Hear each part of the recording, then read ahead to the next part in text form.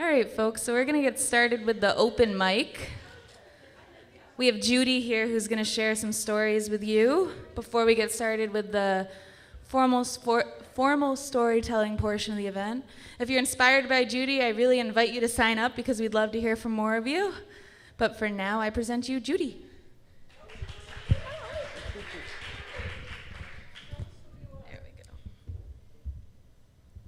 Very strange to be doing this. I've never done this in my life. Plus, I came here alone. I had to go to Elizabeth Warren first. Well, my name's Judy Sullivan Drew, Holyoke born and raised, third generation. Reading through some of the things, I just wanted to throw out some of the wonderful things that Holyoke has always done. When my grandmother was growing up, and they were very poor. Everybody was poor, but the thing was, everybody had nothing. All at the same time, everyone was poor. They shared whatever they had.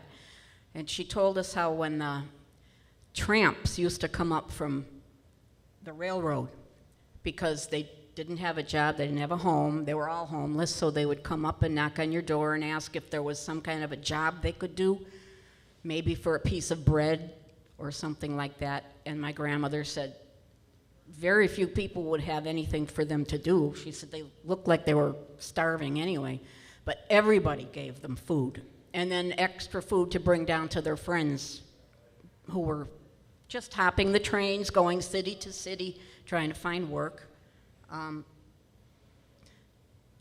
I think maybe from seeing the way they grew up, dirt poor, everyone having nothing. My father became a police officer. My mother, he married. She was a fourth grade teacher. I became a nurse. So service certainly stayed in our history, just like it did with Holyoke. Holyoke was one of the first cities, I think it was the first in Massachusetts, to start an orphanage when the nuns came here, because parents would be away even. Sometimes they would only be orphaned because they had one parent who had to travel to make money to feed the rest of them. So sometimes they had to leave them at Brightside, which was an orphanage run by the Sisters of Providence. But I think you'd rather hear a few more funny stories. There weren't many jobs to be found. My grandmother and grandfather got married very young, like 14. They joined the circus. And then their children joined the circus, and one of my cousins would be their grandchild. They were in the circus. They did trapeze. But while my grandmother was home on Cork Avenue raising the children, my grandfather continued to travel and work. He was what was called a tumbler. Today we'd call them a gymnast. And my grandmother, before having to stay home and raise the children, she used to ride the horses bareback with those little outfits. But then their first child, my Aunt Rose, became a trapeze artist. They worked, all three of my aunts and my father worked in the big circuses, Barnum and Bailey, and they know all the other names of the circuses that traveled. I can't remember exactly, but when my Aunt Rose finally retired, thank God, because every city she'd stop in, she'd be adopting another homeless cat and be bringing all the strays home. Now I just lost my train of thought. That happens a lot with me. We're that age. Well, every time my grandfather would come home, you could see he'd been in a fist fight. He was very slight and short, so if anybody said one word, he'd have to stand up for his manhood. And one time, he swore to my grandmother that he would not get in a fight. When he would come home, there he was, black eye. Well, he had just got onto a train, and some fella said to him, because he had so many freckles, he was covered in freckles, and a man said to him, "What cow farted bran all over you?" So fisticuffs ensued. He used to jump out of, when the firemen were training, he eventually became a fireman, and he would jump out of the top floor of buildings with the other firemen down below to catch him in the net, because he knew how to fall. And of course, everybody would love to see this, but especially the children, they'd go crazy watching him, and he'd somersault through the air before he landed. My mother said one time, when they were living on Brown Avenue, my father and grandfather were going to install a hatchway, and she could see the bag of cement went up in the air, and then following it into a hole was my grandfather, because the bag of cement weighed more than he did, but he knew how to fall. He also fell off the roof. Again, he knew how to fall, because they did that in the circus. But my Aunt Rose eventually became the head of wardrobe at the Metropolitan Opera, so she also continued to travel the world. And this is a true story. Irish, Catholic. Blessed Sacrament was our parish. Still is mine. It was my grandparents, the old Blessed Sacrament. So anyways, my grandfather came home from touring, and he went to confession. And there were two old Irish ladies sitting in one of the pews, you know, with the black dresses down to the floor. In the confessional, the priest kept saying to my grandfather, "Come on, Soda." That was his nickname. My father was Soda Sullivan as well. "Come on, Soda, show me something of your new act." And he said, "Father, I can't do that here in church." He said, "Oh, go ahead, there's hardly anyone here." So he came out of confessional, and he hopped and jumped and twirled and somersaulted all the way down the aisle. And one old Irish lady turned to the other and said, "Jesus, Mary, and St. Joseph, look what the Father's given for confession, and I'm not wearing any drawers." Well, thank you all for listening. That's just a little bit.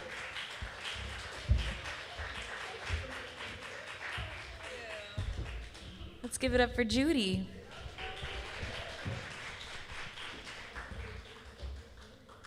Did anybody else feel inspired to come up and share some stories about their life in Holyoke or growing up in the area? Putting you all on the spot now. In Judy's words, God hates a coward. All right, well, we're going to take a break. Our actor will be here very soon to read these stories. So we'll be getting started with the storytelling, the official storytelling, by 6:30. So if any of you feel very inspired before that time to come up and share, please do. You're welcome to, and we'd love to hear it. But thanks for listening, and thank you for being here.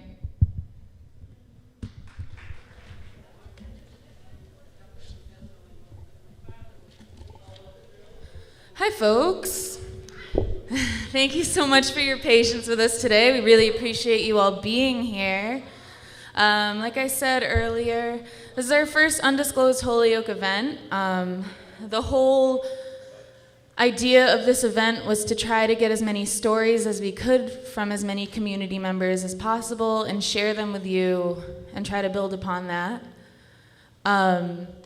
Today, this is Greg Mahoney. He's an actor with Ghostlight Theater. Hi, everybody. Greg and I will be reading these stories. They're not stories from us. Like I said, they were submitted anonymously by community members. They range from 3-page stories to 1-sentence stories, but we'll be switching off back and forth, so that'll signify a new story. And you know, just so you guys know, they do contain history. Some of them are a little sassy, some of them are funny, but we appreciate you listening. And then after this storytelling event, I'm going to open the floor again in case someone really wants to share some stories. They're welcome to come up here. And we'll also be playing you some of the audio recordings for some of our audio archives that people submitted. We do have one recording of a person who talked about some of the work they've done in Holyoke that we'll be playing for you after that. So I do know that today there was a little bit of scheduling confusion, and I do apologize for that, and I appreciate your patience. Without further ado, we're going to read you guys some stories. All right, I'll be starting things off. So, growing up in Holyoke as a youngster, I have a lot of good memories. I can remember when school got out and the summers seemed like they lasted forever before we had to go back to school. As kids, we had a lot to do, like playing hide and seek, kick the can, baseball, football in the open fields, and a baseball field called Falco Field, where the sewage treatment plant now stands. We also played picky. It's baseball with a cut-off broomstick and a tennis ball. It was in the open field across from our block between the Greek Orthodox Church and the fire department. That field provided us with plenty of winter games because the city would dump snow in the field and we could build forts and have snowball fights. When the city stopped putting snow there, the firemen in the fire station would flood the field and the whole neighborhood would come out and skate. Other games we played when I was young were marbles, card toss, pea shooting, flip the jackknife, and many more I can't remember. I remember my brother Red taking me up to the dingle. It's now filled in, turned into a park on the corner of Maple and Franklin Streets. They had a swing there. You would get on the swing, and when it was coming back, someone would jump on. My turn on the swing wasn't much fun because I fell off during the swing and broke my arm. Living in a 6-story block with 10 apartments has its merits, like kids galore and many good friends. We had a stairway from the street level to the first floor of apartments that was at least 30 feet long and 15 feet wide. That gave us plenty of pleasures as we could cut up cardboard boxes, turn them into a sled, and slide down the stairs. When it was a hot night, we would sleep on the porch and have a blast together. Sometimes we would climb over the porch between the buildings and climb up the rain ladder from the 3rd floor up to the roof and jump from roof to roof. Our parents didn't know we were doing that. At night or sleeping on the porch would have ended. Growing up as a teenager continued the fun we had together. We had a little gang and would hang out in the alley above the trash chute. Every level of the apartments had a door to throw the trash down, and it would end up on the alley level trash chute. There we would play cards and harass all the girls walking by. If we had a nickel, we would go to Young's bike shop on the East Street and rent a bike for an hour and tour the city. We would cross the Williamson Bridge and go behind the beer factory there, Hamden Ale, and climb the hills. We would bring hot dogs and cans of beans, spaghetti, or other things we could heat up and do some camping. We would also hike up to Mount Tom and do hiking up there. On really hot days, we would hitchhike to Hamden Ponds and go swimming, or just jump in the canals or go to the river. Another thing we enjoyed was roller skating. Skates would clip onto your shoes, up and down the sidewalks, or we would take one skate, split it apart, and tack it to a board, and make a scooter out of it and travel the sidewalks and alleys. Another thing we enjoyed was when we wanted to go to the movies, there were 6 movie theaters we could choose from. The Bijou, Majestic, Suffolk, Strand, Victory, and Globe. The Bijou and Majestic always had second-run movies, and the Globe had third or fourth-run movies. The Suffolk, Stand, and Victory always had the latest releases, but they cost a little more. If we went to the Bijou or Majestic, we could go there with a quarter and pay for our ticket for 9 cents, buy a candy bar for 5 cents, soda for 5 cents, and a small bag of popcorn for another nickel. When we left, we would stop at the candy store and spend our 1-cent piece left over for a piece of penny candy. Once a month, the Boys Club on Race Street would show an old movie for free to all its members. Other things we enjoyed were Friday night dances at Skinner's Coffee House on the corner of Main and Hamilton Streets. The best dances of the night were Ladies' Choice. Then you could find out if any of the girls were interested in you. There were other dances we attended at Roseland Ballroom on Dwight Street, and another at the City Hall on High Street. On Sundays, we would go to Crystal Palace roller skating rink just above the second-level canal on Cabot Street. We would do all of our fancy moves trying to impress the girls we were interested in, and then when couples were announced, ask them for a skate. Once again, Ladies' Choice played a big part in what girl you would spend the rest of the day with. Most of our nights were spent at the Holyoke Boys Club on Race Street, between Hamilton and Cabot Street. There we would play in the playroom, enjoy time in the library, play basketball, and play pool in the pool room. I was on the Holyoke Boys Club's basketball team, and we were called the All-Stars. We would play other teams in the city, and once traveled to Bethlehem, Pennsylvania, to play a team there. I was also on the tumbling team and boxing team. We would put on exhibitions for the Elks Lions Club, Kiwanis, and other clubs in the city. When I was old enough, I got a job in the coat room and the locker room handing out soaps and towels. In the summer, I would help out with the maintenance of the building. I also ended up being a counselor at the Boys Club's camp in Hawley, Mass., teaching archery and crafts. I was also a certified lifeguard when we would bring the smaller kids swimming. I also set type and printed out the weekly newsletter in the printing room and taught ceramics to the younger kids in the ceramic room. Other than the jobs I had at the boys' club, I delivered Holyoke Daily Transcript evening newspapers Monday through Saturday, and the Spring Food paper on Sunday morning. I also worked at Heinrich's drugstore on the corner of Hamilton and Main Streets, sweeping the floor and restocking the soda cooler, candy, and magazine racks. I worked as a pin setter at Regali bowling alleys, resetting the pins and sending the bowling balls back to the bowlers. I also worked picking tobacco down in Connecticut. We would be transported there by the farm buses from Holyoke. I first had sex at the 7th green at Wyckoff Golf Course. The best memories I have are from my time at Holyoke Community College. Before I went, I had a meltdown because all of my friends were going to schools out of state, and I was sticking around for community college. For some reason at the time, I thought it was better than whatever that means. HCC ended up being one of the main foundations of who I am. I became part of the community. I was removed from my comfort zone. I met all different types of people. I learned how to work hard, and I felt way better off when I eventually transferred. The place I transferred never meant an ounce of what HCC ended up meaning to me. 1971 Holyoke High School prom. It was at the Mount Tom Ballroom around 8 p.m. My sister was on the prom committee. People worked to set it up. They made sure that the mountain park gates were locked. There was a gas leak, and 2 people went down to see what happened, but they had a match or a candle, so the gas blew up. When it blew up, my sister was sitting on a swing inside getting a picture taken. Floor rippled and got pushed into the stage. A fire started and they all went out, but the fences were locked, so they had to wait. Her boyfriend brought injured people and staff out to safety. He was on the front page of the paper not too long after that. When the sisters got home, our dad offered us a drink to calm down. My mom was shocked. We ended up having the drink, and after that, the city of Holyoke offered a tuxedo to the students going to the prom. There's no fear like a fear of heights. I have specific memories of hugging the opposite wall of the top floor walkways of the Holyoke Mall to escape the insured plummeting to the bottom that walking along the glass barriers was sure to bring, even though my head didn't even reach the top of the wooden banister.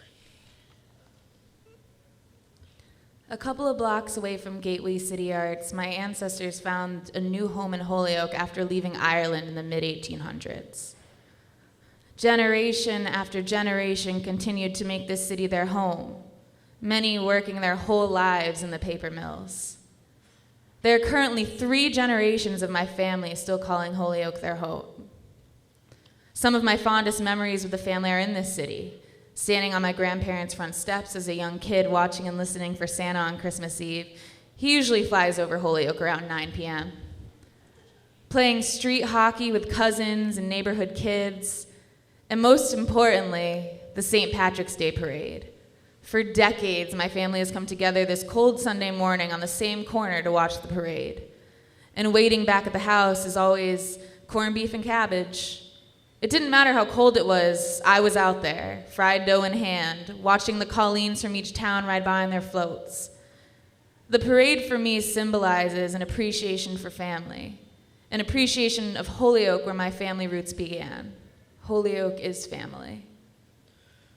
There was a gigantic pothole near the house I grew up in. It was jokingly named after the DPW supervisor at the time. The pothole was so big that children thought there might be fish or frogs in there. I remember a secret ski trail with a rope tow. People would ski down. This was before Mount Tom. Rope tow powered by a tractor wheel. There was a small building with front windows and a fire that served as a mini lodge. At age 6, I lived in Springdale, the lowest point in Holyoke. There was a big park that had 3 baseball diamonds and a sand-bottom wading pool. I lived on the 4th story. When the 1936 flood happened, my mom told me to get my clothes and run up the hill to my grandma's. Water came over the road. Springdale School was damaged. They had to use a different school. In the small town right by Holyoke that I grew up in, it was much easier for my family and friends to exemplify my abuser than to see him for what he was. He hurt a lot of young people in different ways, but he shook up the cycle of normalcy that was causing everyone around us to rot from the inside out. so people were excited instead of appalled. It was the year 2008. I was 16. As soon as I get my license, I'm going to go to the Holyoke Mall every day. And I'm sure my mother would roll her eyes. The day finally came, and instead I chose to take my first solo ride to the Enfield Mall. Bad choice. Barely even an hour later, I'm on my way home and turned right on red in front of a very angry man. Fast forward to my post-college years, and the Holyoke Mall is my go-to, but it has become a game. Walking down the long, brightly lit hallways, stepping quickly around the slow movers and baby carriages sticking to the middle of the aisle. Do I stop at the map and look like a noob? Do I walk around in circles pretending I know where I am? Once the store is found, my pace slows and I take in the smell of new clothes, the screeching of hangers being pushed back and forth across the racks. These days I get in and get out as quickly as I can. But I love seeing the high school kids strolling around with their Hot Topic and Abercrombie bags, wishing I could go back to the times where things were slower and less stressful, when I actually had money to spend on things I don't need. If it's true that the shopping mall is a dying breed, I hope that the Holyoke Mall can survive. Yes, shop local as much as possible, but when there's nowhere else to go, there's always the Holyoke Mall.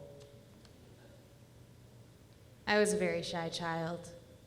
I didn't really speak to a lot of children my age, and I often stayed safely tucked behind my mother's legs, away from invasive social interactions. I remember the first time that I went to the Holyoke Children's Museum as a child. There was that big tower that you could crawl up, and it felt like freedom. I was climbing by myself up towards the light and away from comfort. And when I finally looked down, I was reminded of my fears, but it was too far to immediately retreat. It was true liberation, at least to my 7-year-old self. I remember skiing at Mount Tom in the 70s. Lots of kids skiing at night. They would jump on the sides of the trails. I would not jump. So I was the spotter. They could pull your ticket or your season's pass. When I was the spotter, I'd signal to my friends that I was going to jump, that it's okay, by making an X with my poles. One time, the ski patrol chased my friend. He got stuck to the bottom and kicked off to his skis and went into the lodge. A few minutes later, he came out and he had turned his jacket inside out so the ski patrol wouldn't recognize him. He didn't get caught. Hockey in Holyoke in the early days of Fitzpatrick Ice Rink. I also remember growing up and playing hockey on Ashley Reservoir. In the 70s, Bobby Orr, the Bruins star, created my interest in hockey. Not wanting to wait for winter, people would play street hockey. There was a huge growth in organized hockey and skating rinks in the late 60s. I remember a food market lot at the time where there was also Zal's clothing store. Right near, there was a bowling alley that had burned down. And that is where they chose to build Fitzpatrick Rink. The rink opened in the fall of 1972. Everybody was excited and rushed down to sign up. I was a junior in high school, 16 years old. All the kids had not played hockey, and some had not even skated at all or very much. They were inexperienced, and there was lots of flailing and crashing into the boards. I played for a local garage. It was funny seeing everyone out on the ice that didn't know how to skate or play hockey. I grew up in Ward 1, which was the Flats. There were a lot of Canadians and Portuguese in Ward 1. In Ward 2, there was South Holyoke Canadians. Ward 3 up the hill, there were a lot of Irish people, and Ward 4 was mostly Polish. The Highlands were Irish. And up above Northampton Street was where all the ritzy people resided. There was a railroad station in Ward 1. There used to be a fire station in the Flats, and I used to dance with my girlfriend at Mountain Park. And the Rosen Ballroom in Holyoke on Dwight Street.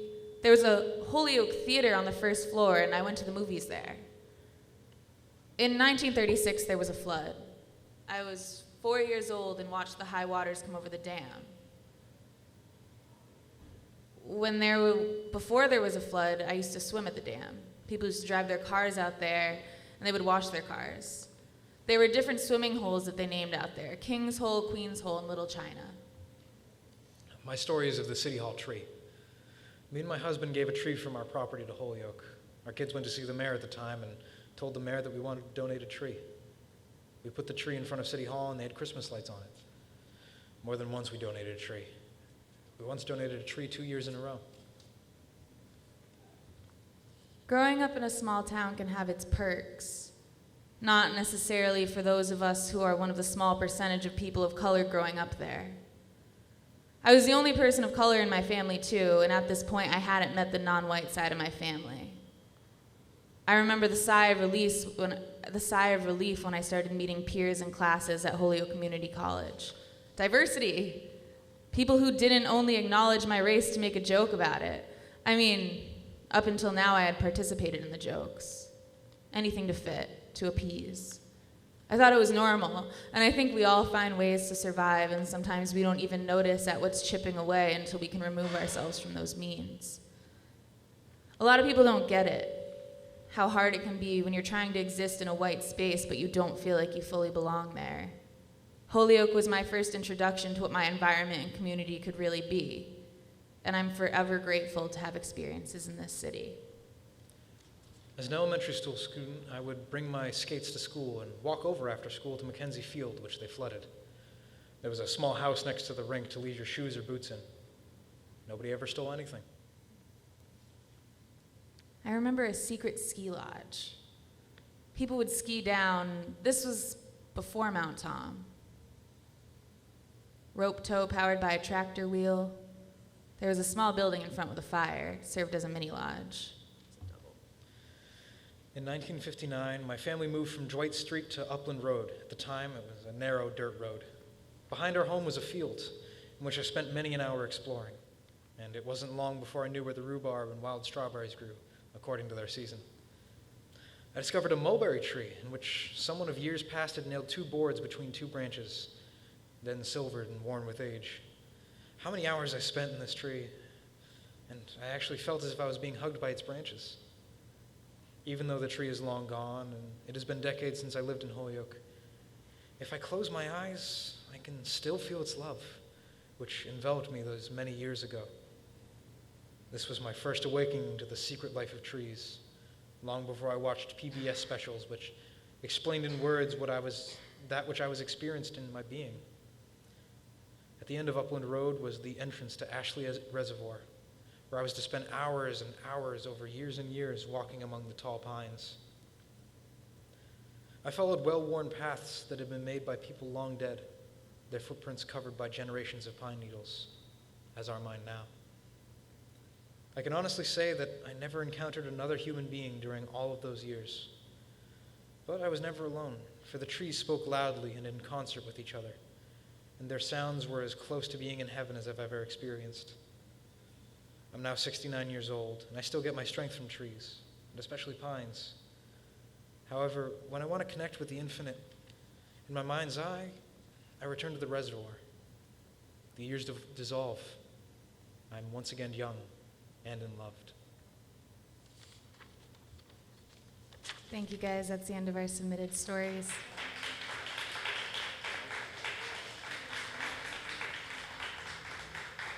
Thank you so much for listening. As I said, those have been submitted over the past few months online or by email. Some people dropped them off. We got stories from all different generations, from people that lived here, who have just passed through here. And like I said, this is the first year of the event. We hope to build on it. We will be archiving everything we have here and at the Holyoke History Room at the Holyoke Library. In just a few minutes, I am going to play some audio recordings because we did have one woman who recorded her experiences with her work in the city. I'm going to play it once I know she's here, so I'm probably going to play it again later so that she can hear it as well. But at this time, I did want to invite any of you, if you have any history or stories of your own that you feel compelled to share after hearing some of these stories by all different people, you're welcome to come up now. But thank you again for listening, and I'm going to jump up there and play the audio for you. Did anyone want to come up?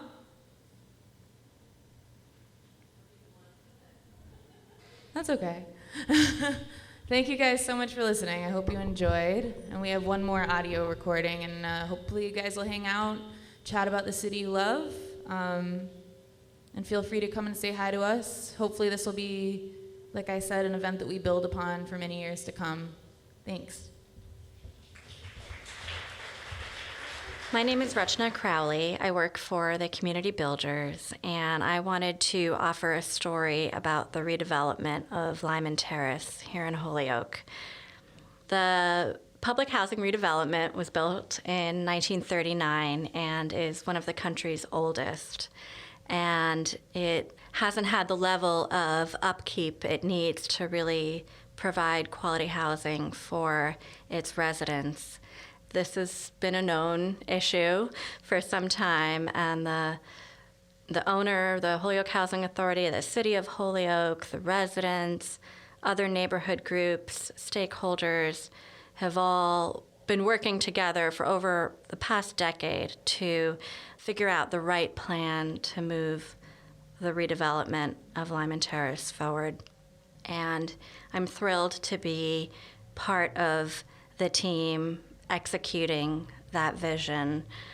And I wanted to offer some stories about individual contributions that helped shape and execute that vision. It was the idea of these bump outs and restoring these driveways for the property. It's a very transformative redevelopment concept, and it was a woman's who I have deep admiration for. And then when it comes down to actually executing the work, it's amazing to me to think that after, a decade plus of meetings and coming together and creating a vision that in the end is about the contributions of maybe 100 or so people to actually make something like this happen. And of those 100, it really also just comes down to the real heroic contributions of maybe 4 or 5 people. And I wanted to thank those people, and they know who they are, specific to the design and construction effort. So I'll give you a small example of what kind of heroism I'm talking about on a construction project. So our project is sequenced in phases, and we had 2/3 of the project complete when several residents started complaining about how difficult it was to pull up their shower diverters and turn their tub spouts. And it required a lot of strength, and people were throwing their shoulders, and kids were getting hurt, and it was awful. And so kind of all this stuff started getting bubbling up at the same time. And when it came to our attention, the very next day, one of these heroes led a team, inventoried all of the units, figured out what was wrong, and the gut reaction was, well, let's replace all of the faucets because there must be failure in the threading. But the truth was that we discovered that Holyoke has incredible water pressure, and that our fixtures were not appropriate to that level. And the solution was then to go back and install pressure-reducing valves, which we did. But it's that kind of problem solving and embracing of the issue and diagnosing and taking it where it needs to be to get at the right solution. Even though there's a million other things to do and this was not what you planned to do that day, it's got to happen. So this is just one example of the kind of heroic effort it takes to really see a project through appropriately and completely. Because this is the secret story. 50 years after something happens, people know about the names of the organizations who contributed, but you don't hear about sort of the people who did the real work. And that's what the movies are about, right? Both everything that happened and then those heroes. So this is probably not going to turn into a movie, but I hope that if I'm lucky enough to be alive in 50 years, I know that I'm going to drive by Lyman Terrace and be really proud of what we did, and that I will be thinking about those people.